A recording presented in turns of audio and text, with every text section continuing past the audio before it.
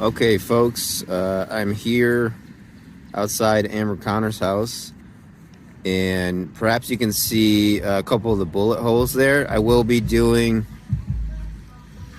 a close-up. I'm going to get on the ladder later. So here with the lovely Amber Connor as well. And did you just want to tell, from your point of view, what you experienced on Christmas Day Eve? Yes. Yeah, how did that pan out?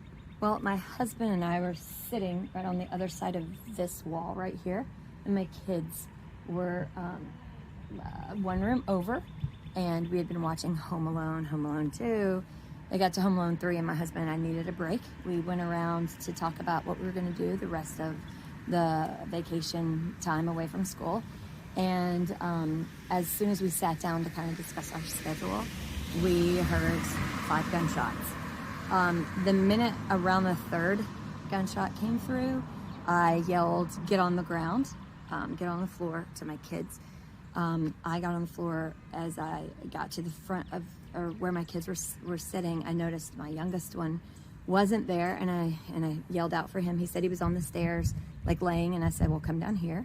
And my husband had taken off outside to jump the fence to try to see what kind of vehicle it was.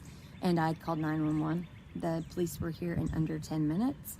And that's when they began looking for shell casings. And then I started to look at the video camera footage to see if there was anything that showed like who may have done it. I was hoping to get a license plate, but there's a light that is, it kind of blurs it because it's very bright on that corner. So it caused a little bit of a glare.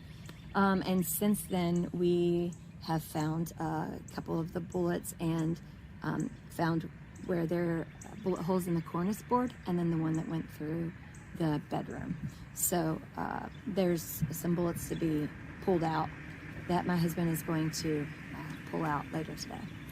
And there was a second shot or second firing. Was that yesterday that your husband was telling me about? I wasn't here. Okay, you weren't here for that? I have no idea. Okay. That was the bullet I saw, the first bullet I saw. Yeah.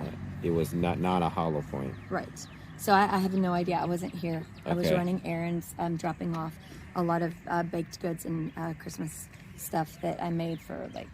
So would you say this clients. is the side of the house or the front? Probably the side. This right? is the side. Yeah. Okay. So what I'm referring to is another shot. And so the guy, he drove from here and then turned the corner up this way, as we saw on the security footage. And in addition to that, I procured the high quality version of that because actually what you guys saw was just Amber, I think, recording with her phone. It. So I got a little better view of the car. I might be able to look at the license plate. It's very hard to see, though, like Amber said, with the light. But what I just mentioned was another bullet that was actually lodged into the shed, kind of the corner of the hinge on the door. It went in, and Amber's husband got that out as well. But that happened yesterday, and as Amber said, she was not here for that. And we don't know if that's related or not, but it definitely did happen because I will... I'll put in the video of that, as well as I took a picture of that bullet too. But the bullets used here were hollow points, which mushroom out as they hit a target. So they kind of splinter into small pieces for maximum internal damage. So that's what happened. 11:15 p.m., almost on the dot, on Christmas Day evening, and pretty scary stuff. Anything else you wanted to add? Your boys were troopers, it sounded like, from what you told me earlier. I mean, yeah, they're so young. They woke up the next day. They didn't even talk about it. And when the officer came in to view the video camera footage, they had their Nerf guns, and they said, "Hey, we've got this.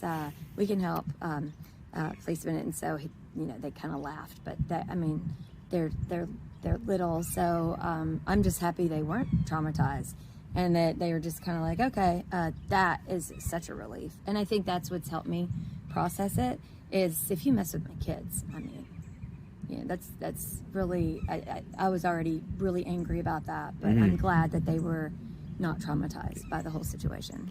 Grizzly bears, it's the mama bear you want to look out for, not the males. The mama bears are the ones that kill you. But you actually said you did a local Fox interview Yes. yesterday, Yes. and that should be going up tonight, hopefully. Yes. Okay, and how did that go? And how are they did they tell you kind of the lens they're projecting that story? Well, I or think they're waiting on the investigation. So Okay. from their standpoint, I mean, our homicide rate has gone up significantly in Atlanta. a 20-year high, you said? Yes, 20-year high. I So saw that the other day. I think for them, they were just like, wait a minute. We had someone who's active in the community have their house shot at. It's not like, oh, I received, death threats on the phone or whatever. It was literally, the house being shot. So I think for them, it was them wanting to know, A, what's going on, B, trying to push for the investigation to kind of hurry along and to bring more eyes to it, and then to get what my feelings were on it, and to kind of find out what all took place that evening. And so I told them what I'd been active doing, and not only am I active here in Atlanta, like when it comes to city council and it comes to local government and state government, and the mayoral election that happened a while back, and how I complained about voter fraud at that time, but also the crime and the amount that it has just exceeded from previous years. So to them, I think they just wanted to hear what I was saying about it, and get kind of like a play-by-play about what happened that evening. And so I just kind of told them everything that took place and what I had been doing. But with local media, they only have like 30-second slots, so Right, who knows right. how they're going to do it. Right. They're usually really good at reporting. I just don't know how. They're probably going to attribute it to crime because it's a crime, but they may just attribute it to someone who's active in the community getting their house shot. So I'm not quite sure. Thank you, Amber. I really appreciate your time today and for explaining what happened on Christmas Day and the shooting that occurred. Is there anything else you want to add? No, I think that's good. And Okay. then later, Chase can show you. Yeah, I'll be up close on the ladder. I'll be going up on the ladder later, and we can see the close-ups, and then we can actually look at the bullets as well. Stay frosty, folks. Stay frosty, folks.